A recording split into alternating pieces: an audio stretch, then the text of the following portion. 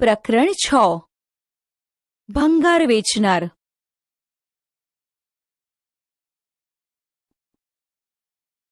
પ્રસ્તાવના. શું તમે ક્યારે ભંગારવાળીને મળેલા છો કે જે સ્ત્રી એટલે કે બહેન ભંગાર વેચતી હોય? કિરણ દ્વારા કહેવાયેલ આ એક સત્ય ઘટના છે. તેને પટનામાં ભંગારની દુકાન છે.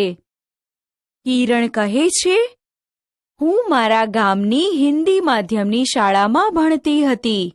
મારા પિતા છોકરાઓની જેમ છોકરીઓને પણ ભણાવવા માંગતા હતા. મને હિન્દી અને વિજ્ઞાન ખૂબ ગમતા, પણ ગણિત ગમતું ન હતું. આજે ગણિત મને મારા કામમાં ખૂબ જ ઉપયોગી છે, જેની મેં શાળામાં કલ્પના પણ નહોતી કરી. શું તમને પણ ગણિત અઘરું લાગે છે?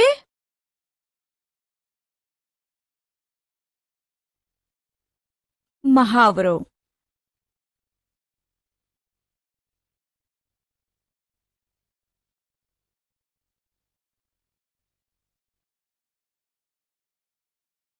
કિરણ કહે છે કે જ્યારે હું નાની હતી ત્યારે મારા પિતા એક અકસ્માતમાં મૃત્યુ પામ્યા.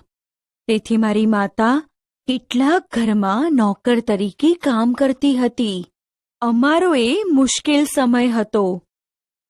મારે 8મા ધોરણ પછી શાળા છોડવી પડી.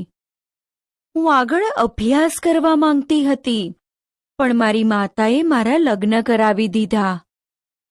મારા પતિનો પરિવાર માટીના કાચા મકાનમાં રહેતો હતો. તેમને 2 ભાઈ અને 1 બહેન હતા, જે શાળાએ જતા ન હતા. તેમને ચાની દુકાન હતી.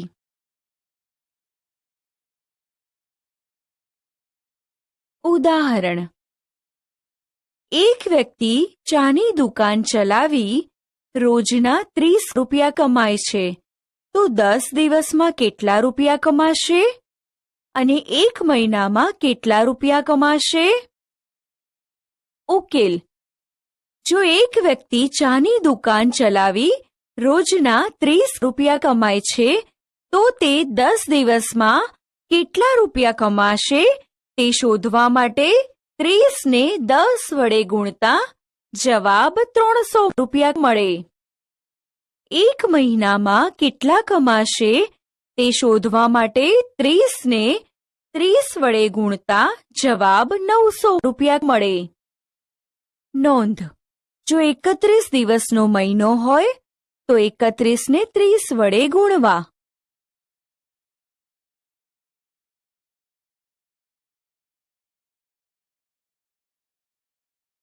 ધિરાણ.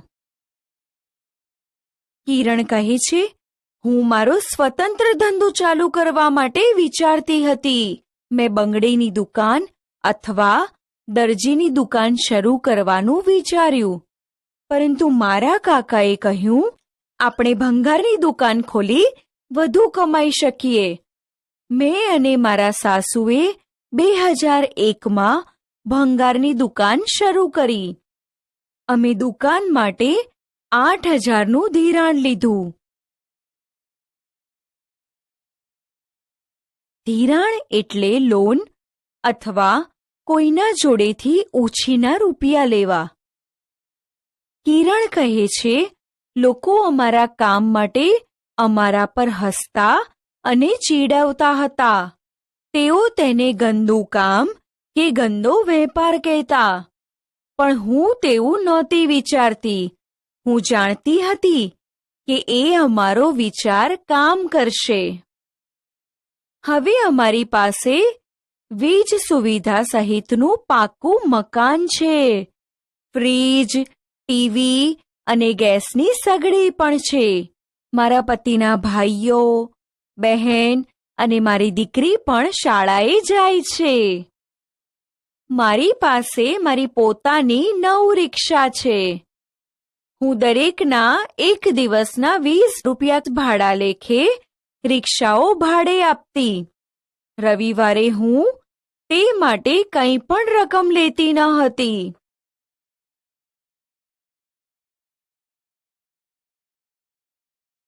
કિરણ એક દિવસના 9 રિક્ષામાંથી કેટલું કમાતી હશે? આનો ઉકેલ શોધવા માટે 20 ને 9 વડે ગુણતા જવાબ 180 રૂપિયા થાય. આ જવાબને આપણે બીજી રીતે આ પ્રમાણે મેળવી શકીએ.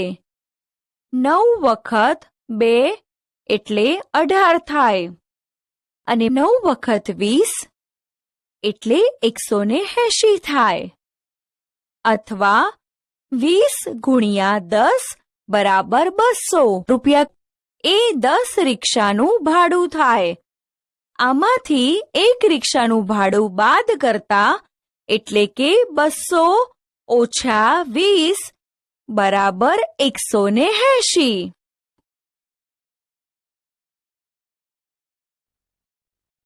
મહાવરો.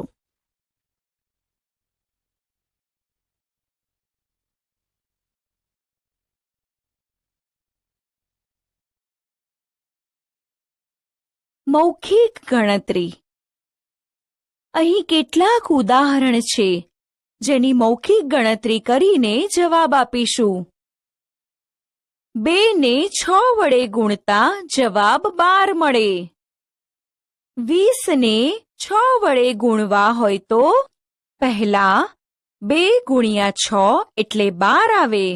20 માં 2 પછી 1 શૂન્ય છે, તેથી 12 પછી 1 શૂન્ય મૂકીશું, તેથી 120 જવાબ મળે. 2 ગુણ્યા 60 કરતા પ્રથમ 2 ને 6 નો ગુણાકાર 12 આવે. 6 પછી 1 શૂન્ય હોવાથી 12 પછી 1 શૂન્ય મૂકીશું, તેથી જવાબ 120 મળે. 3 ગુણ્યા 42. અહીં 42 બરાબર 40 વત્તા 2. હવે 3 ગુણ્યા 42 બરાબર 3 ગુણ્યા 40 વત્તા 3 ગુણ્યા 2 બરાબર 120 વત્તા 6 બરાબર 126. મહાવરો.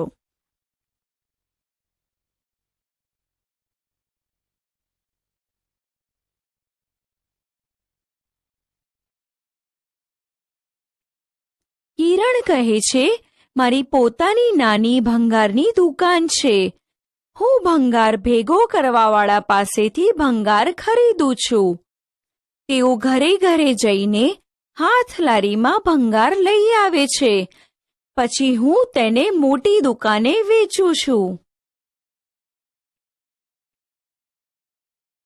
આ ભંગારનું કેટલું ચૂકવવું પડશે? કિરણે ભંગાર ભેગો કરવાવાળા પાસેથી થોડો ભંગાર ખરીદ્યો. આજનો ભાવ જોવા માટે ભાવપત્રક જુઓ. ભંગારનો ભાવ જાણવામાં કિરણને મદદ કરીશું.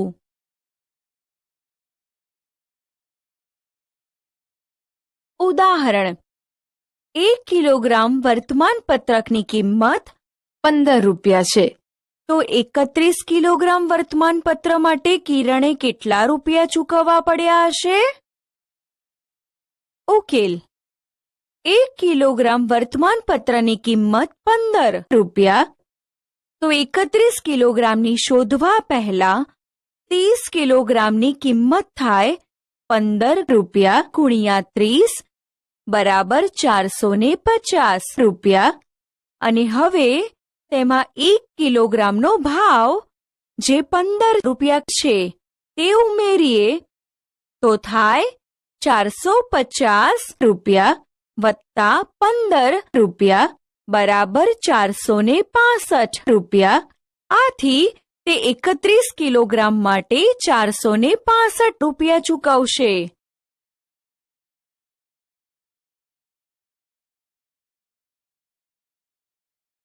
ઉદાહરણ. 1 કિલોગ્રામ વર્તમાનપત્ર 15 રૂપિયાના ભાવે ખરીદે છે. તો 42 કિલોગ્રામ વર્તમાનપત્ર માટે કિરણ કેટલા રૂપિયા ચૂકવશે? ઉકેલ: 1 કિલોગ્રામ વર્તમાનપત્ર 15 રૂપિયાના ભાવે ખરીદે છે. આથી 42 કિલોગ્રામ માટે પહેલા 40 કિલોગ્રામ અને પછી 2 કિલોગ્રામનો ભાવ શોધીશું. 40 ગુણ્યા 15 બરાબર 600 અને 15 ગુણ્યા 2 બરાબર 30. આમ 600 વત્તા 30 બરાબર 630. આથી 42 કિલોગ્રામ વર્તમાનપત્ર માટે કિરણ 630 રૂપિયા ચૂકવશે.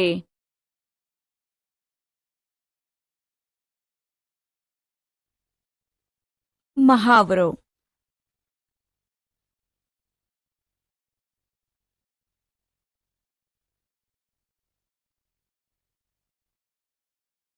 ચતુર કિરણ ભંગાર વેચે છે. કિરણ પોતાનો ભંગાર મોટી દુકાને વેચે છે. તે પોતાના મોબાઈલ ફોન પર ભાવ ચકાસે છે અને જ્યારે તેને સારો ભાવ મળે છે ત્યારે તે વેચે છે. આજે તે પ્લાસ્ટિક, રદ્દી કાગળ, લોખંડ અને પિત્તળ વેચવા દીનુની મોટી દુકાને ગઈ.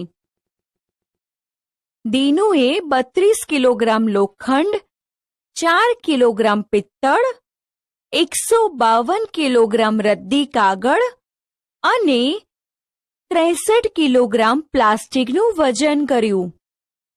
અહીં દીનુની દુકાનનું ભાવપત્રક આપેલ છે.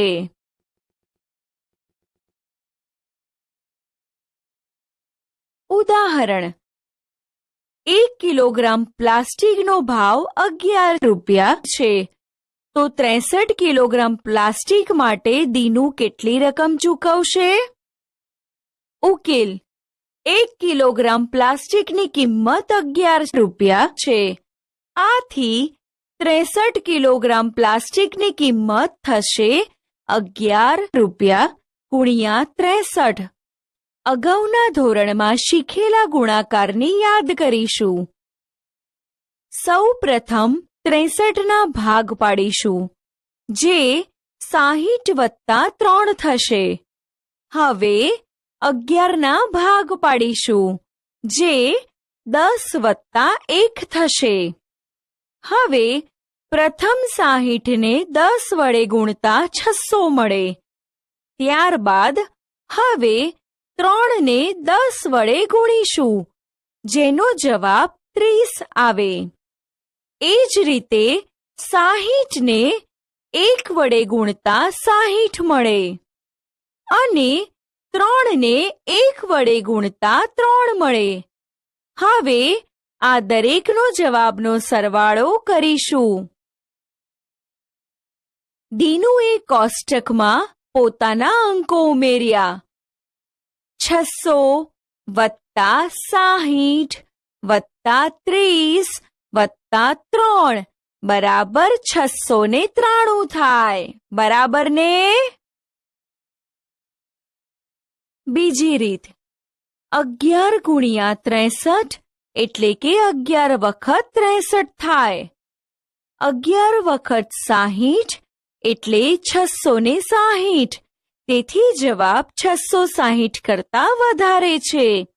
જવાબ 700 કરતા ઓછો આવે, કારણ કે 60 વખત 11 એટલે 660 અને 3 વખત 11 એટલે 33. 660 અને 33નો સરવાળો 693 થાય. તેથી દીનુએ 63 કિલોગ્રામ પ્લાસ્ટિકના 693 ચૂકવ્યા હશે.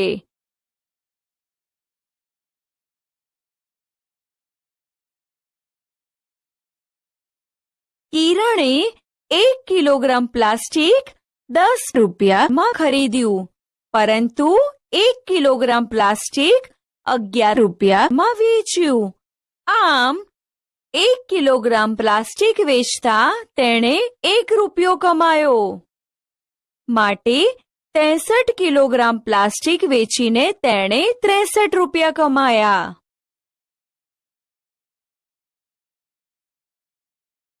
ઉદાહરણ: કિરણ 32 કિલોગ્રામ લોખંડ વેચે છે. 1 કિલોગ્રામ લોખંડનો ભાવ 24 છે. તો દીનુ 32 કિલોગ્રામ લોખંડના કેટલા રૂપિયા ચૂકવશે? ઉકેલ: 1 કિલોગ્રામ લોખંડનો ભાવ 24 છે, તો 32 કિલોગ્રામ લોખંડના રૂપિયા શોધવા 24 ને 32 વડે ગુણીશું. સૌ પ્રથમ 32ના ભાગ પાડીશું. 30 વત્તા 2 થશે. હવે 24ના ભાગ પાડીશું, જે 20 વત્તા 4 થશે. હવે પ્રથમ 30ને 20 વડે ગુણતા 600 મળે. ત્યારબાદ 2ને 20 વડે ગુણતા 40 મળે. આ જ રીતે 30ને 4 વડે ગુણતા 120 મળે અને 2ને 4 વડે ગુણતા 8 મળે. આ બધાનો સરવાળો કરતા 600 વત્તા 120 વત્તા 40 વત્તા 8 બરાબર 768. આમ દીનુ 32 કિલોગ્રામ લોખંડના 768 ચૂકવશે.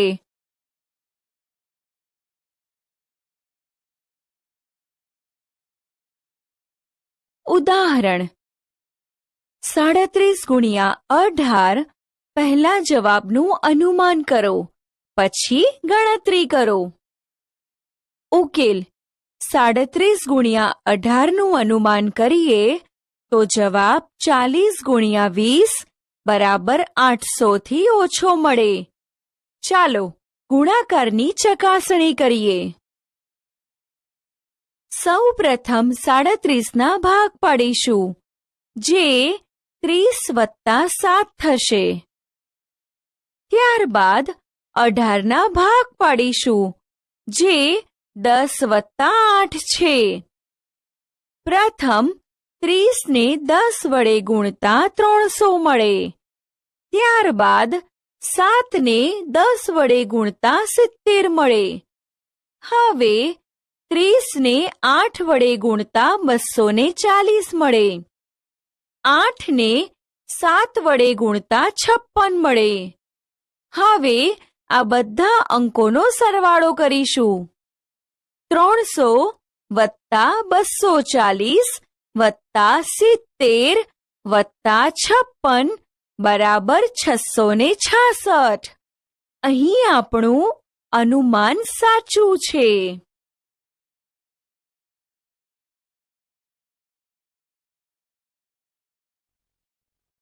મહાવરો: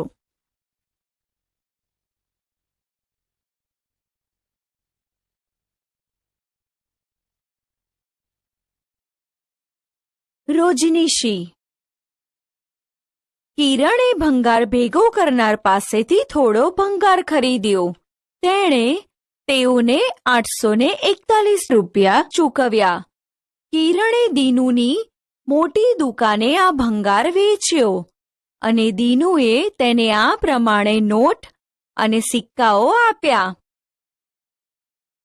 6 100 રૂપિયાની નોટ, 3 50 રૂપિયાની નોટ, 7 20 રૂપિયાની નોટ, 6 10 રૂપિયાની નોટ, 8 5 રૂપિયાની નોટ, 4 1 રૂપિયાના સિક્કા. કિરણે પોતાની રોજનીશીમાં નોંધ કરી. 11 માર્ચ 2018 મને મળ્યા 600 વત્તા 150 વત્તા 140 વત્તા 60 વત્તા 40 વત્તા 4 બરાબર કુલ 994 રૂપિયા. મેં 841 રૂપિયા ચૂકવ્યા. તેને કેટલા રૂપિયા કમાયા હશે? તે શોધવા માટે મોટી સંખ્યામાંથી નાની સંખ્યા બાદ કરીશું. એટલે 994 રૂપિયામાંથી 841 રૂપિયા બાદ કરતા જવાબ 153 રૂપિયા મળે. કિરણને 153 રૂપિયા મળ્યા.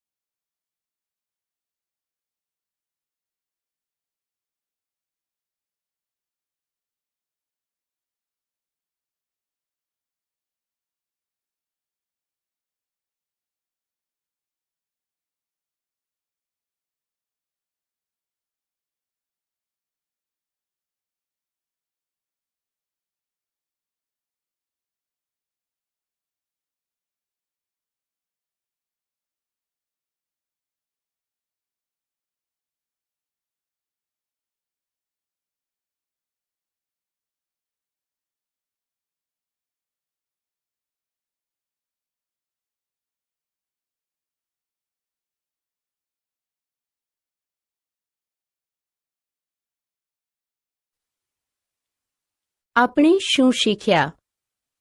મૌખિક ગુણાકારની મદદથી આપેલ ઉદાહરણનો ઉકેલ શોધતા. ધિરાણ એટલે શું? 2 અંકોના 2 અંકો સાથે ગુણાકાર કરતા. ગુણાકાર અને સરવાળાની મદદથી રૂપિયા અને પૈસાના વ્યવહારિક દાખલાઓનો ઉકેલ શોધતા.